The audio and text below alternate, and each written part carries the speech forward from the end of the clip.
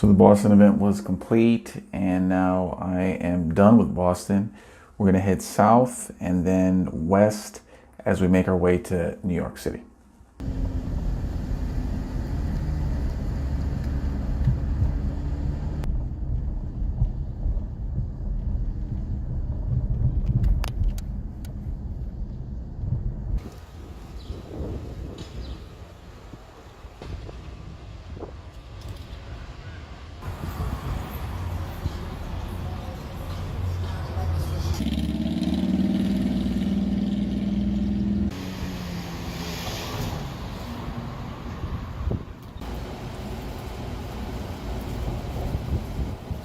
On my way to Newport, Rhode Island, I made a stop in New Bedford, Massachusetts. This used to be a booming textile town, but a lot of those mills closed down due to outsourcing. The old town looks nice enough. Has the standard gay pride flag. I didn't like that satanic witchcraft store. That gave me some bad vibes.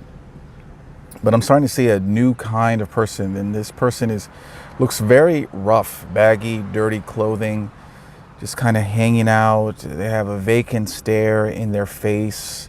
I don't know what they're looking at, but they seem lost. And I think I'm seeing people who have been affected by the opioid drugs. These are people I haven't seen in Boston and other places, so this is the first time I'm seeing it. It's not a huge percentage of the population, maybe 10% of the population. Looks really rough. I mean, that's the best word I can use to describe them. Like, they look much older than they probably are. A lot of visible tattoos and so on. So I don't know if that's related to the loss of jobs and people feel like they have no hope. And some people also are very large here, much larger than other points. So maybe food and drugs is what they use to deal with their misfortunes or lack of jobs, hope, I don't know. So onward to Newport.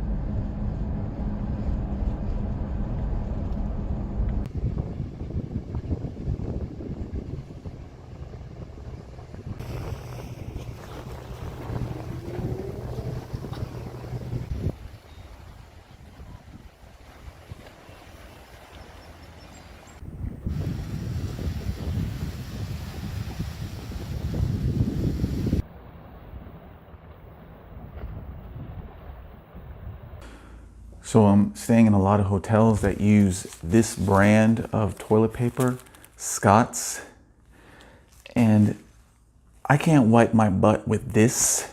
It's trash. It has the same consistency as those stores that wrap your fragile glassware when you buy it. I mean, if anyone tells me they use Scott's toilet paper, I know in my mind that their butt isn't clean. I mean, that's why these hotels use it, because it's so cheap. It's flimsy, man. You can't wipe with this. So what I did, I bought my own Cottonelle. Cottonelle is durable, tough. So just know that because I don't use Scott's, that my butt is clean.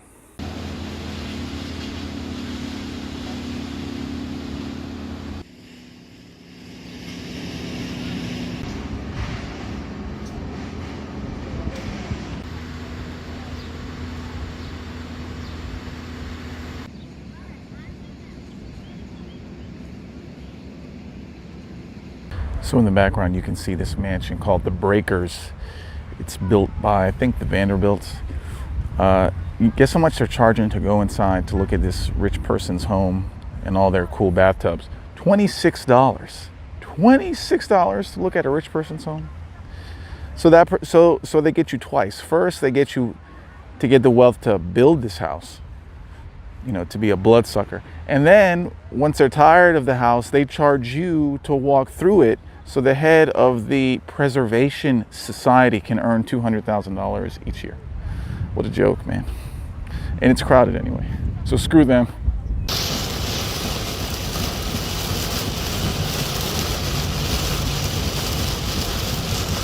I did a tour through Newport, Rhode Island. This is the town where the robber barons and the insanely wealthy build their summer cottages, which are 20 times bigger than your own home.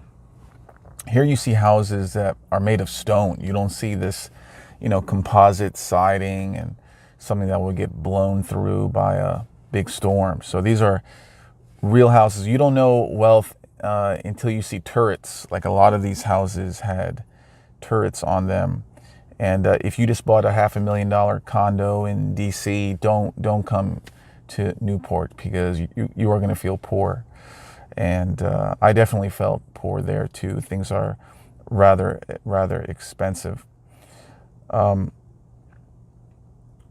thing there is that the rich now, I think it's because there has been overdevelopment. It's not now the insanely wealthy that live there. It's more like the upper middle class, but they still have these huge hedges that block people from looking at them. So I think the insanely rich, they don't like peasants that are close to them. So this is why I think there's not a lot of super rich here. They probably went somewhere else. So they donated their summer cottages to the city, and then they went somewhere else, because the rich doesn't want to see a bunch of bearded tourists just walking by their property. I saw a lot of churches in the center. They had no gay pride flags. So if you go more into a middle class area, the gay pride flags are all over the place, but the rich people, they don't want that. So sodomy for thee, but not for me. Other than that, the white people were pretty classy here. They dress nice. Women wore nicer dresses and shoes. There was no visible tattoos. I spent a day there. I saw only one female with a visible tattoo, and I think she was a tourist. So just know that people who are at the very top, they don't do the things that the plebes at the bottom do on the internet. They don't take selfies with their new chest tattoo. They take selfies in their private properties with their supercars. I even saw a supercar club. So that town was nice. It was probably the nicest town that I've been to. And now I'm going west for pizza. I'm going to New Haven, Connecticut. People tell me that it's the best pizza in the United States. So I'm going to go try it out now.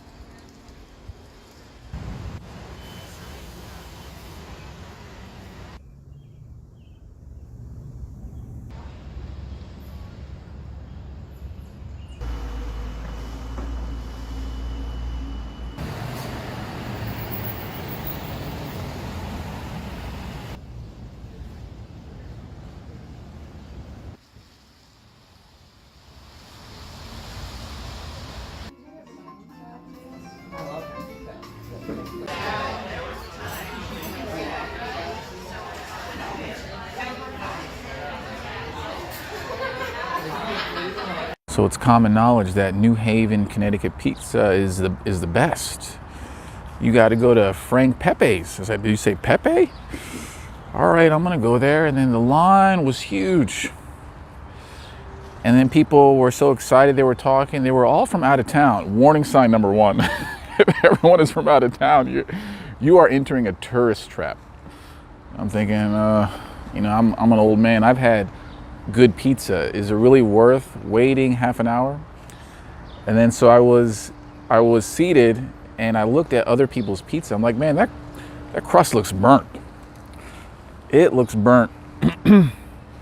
But I got my small pizza. I got pepperoni and mushrooms. My pizza comes, it's burnt.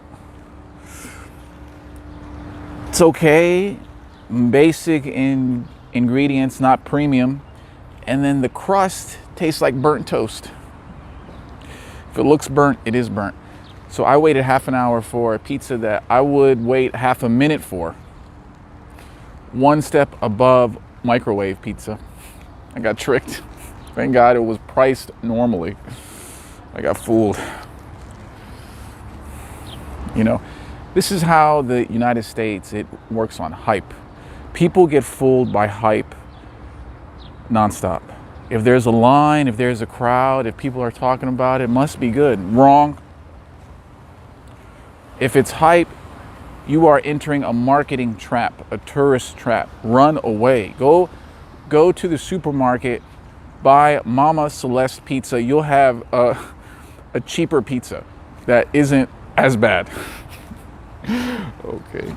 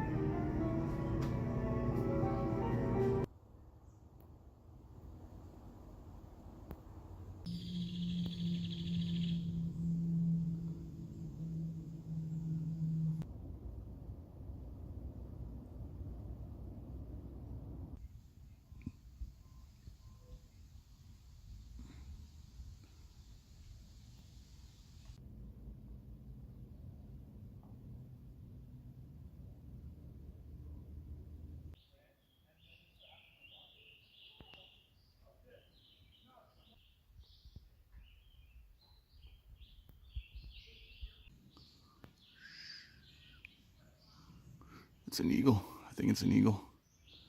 He's circling around. He's seeing if I'm weak. I'm in Sleeping Giants Park. It's not a bad park. A lot of trails, not a lot of people, but as you can hear in the background, the civilization's not far. So that kind of ruins it, actually. The sound of trucks and construction. I saw 2 eagles. First time I've seen eagles. Yes, that was nice. You know, I think if you don't have a quiet home life, and if you live in the city, you need to come out to parks and things such as that, or you may go insane. Too much time in the world with cars and people, buildings. Unless you have something to balance that out, it's just going to create a lot of tension, a lot of stress.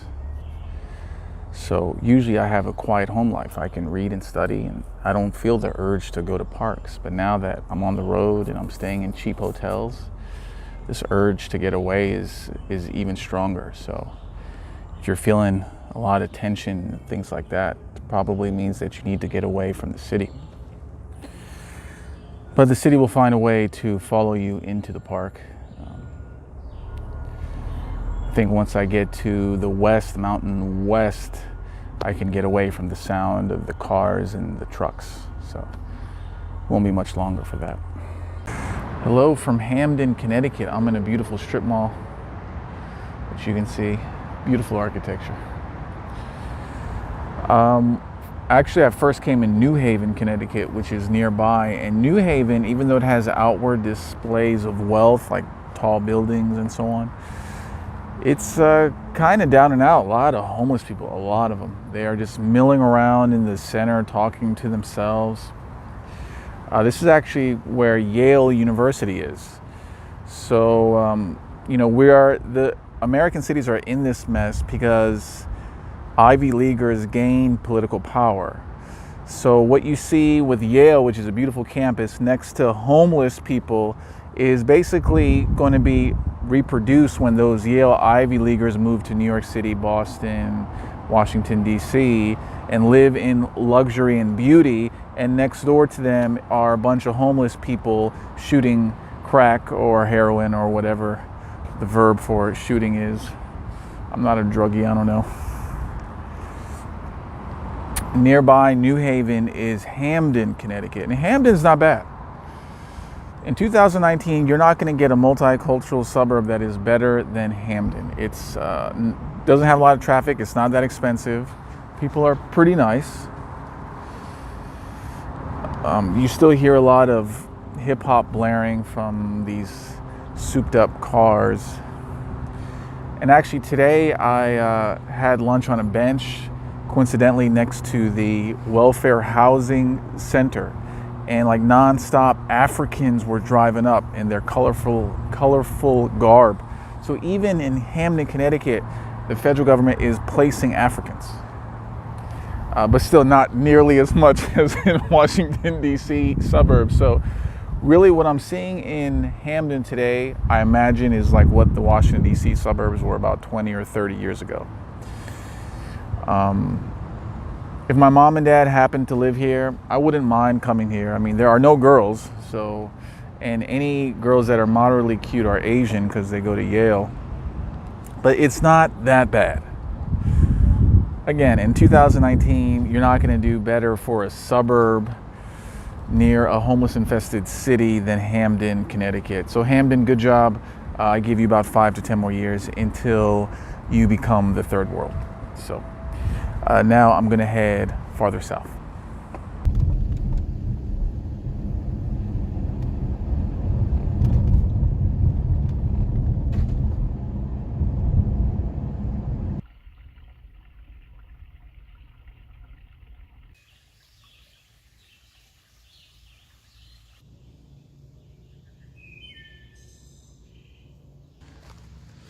Don't be scared. Ooh,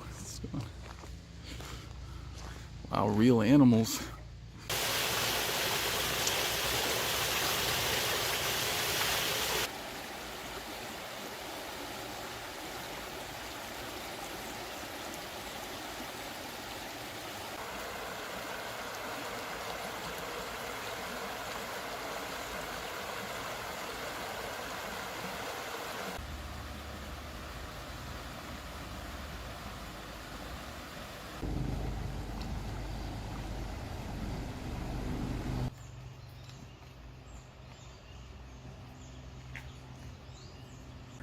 I am in Mianus River State Park near Stamford, Connecticut. And one problem with the park from yesterday, Sleeping Giants, is that it was a bit of a cardio thing. It's like a big hike. I feel like I climbed a big mountain. You know, Mount Everest almost. I was all sweaty and bothered. Didn't help that I wore jeans. I was the only person out there who wore jeans. I just wasn't expecting such strenuous activity. But this park is a lot better.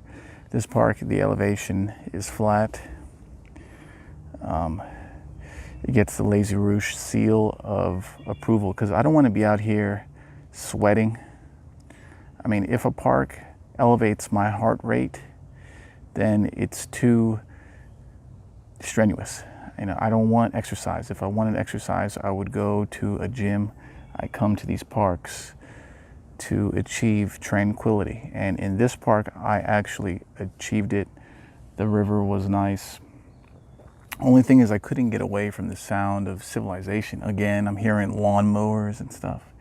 And there's houses encroaching, like really expensive houses that are lining on the edge of the park to get the best views and so on.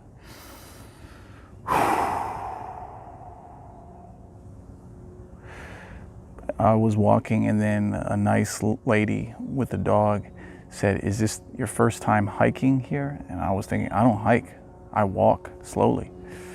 But she was nice and she told me where I should go and so on. I saw some real animals. I saw a deer. I saw a deer when I wasn't in my car. That's the first time ever. See what I mean? This stuff, nonstop. That's all right.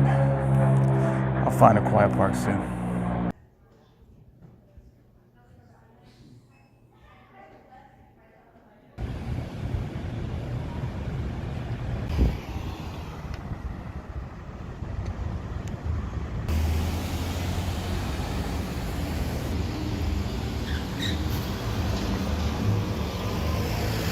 So I'm in Stamford, Connecticut, and there's some kind of social scene here. There's like a lot of attractive people, some women dressed up, and it's only Thursday at 6:30.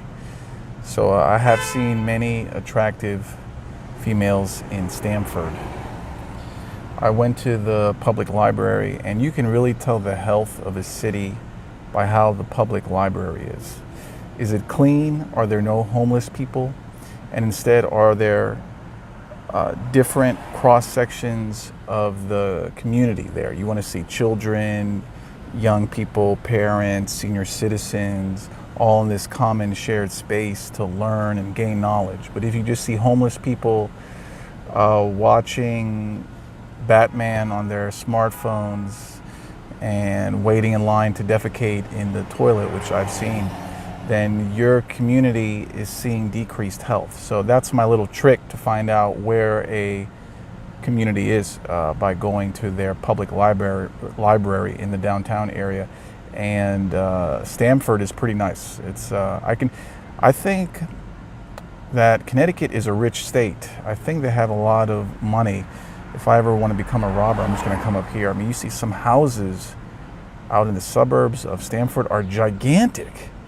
I think this is where Mike Tyson's huge house was built, so I'm not surprised. There's something going on here, a lot of rich people. I don't hear a lot about Connecticut in the news, but I think they got some money. So now I'm leaving Connecticut and going to New York City.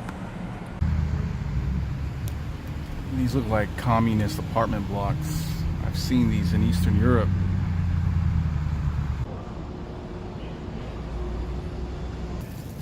Gross. Now move. You go. You go.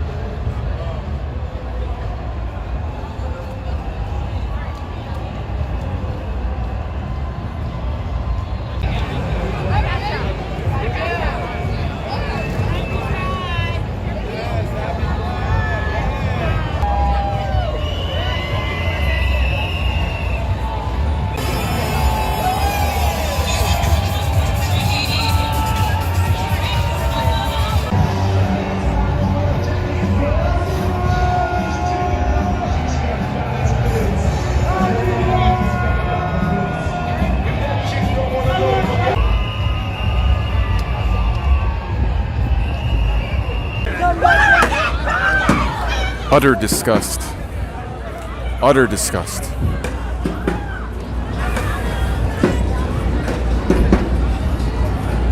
I just don't believe how many people are on board with this. It's not just gays. Most of the people here are straight. Acting like total animals. If there was a ball of fire coming down this city right now, I would welcome it. Burn me up too. Just burn all of this up. All of it.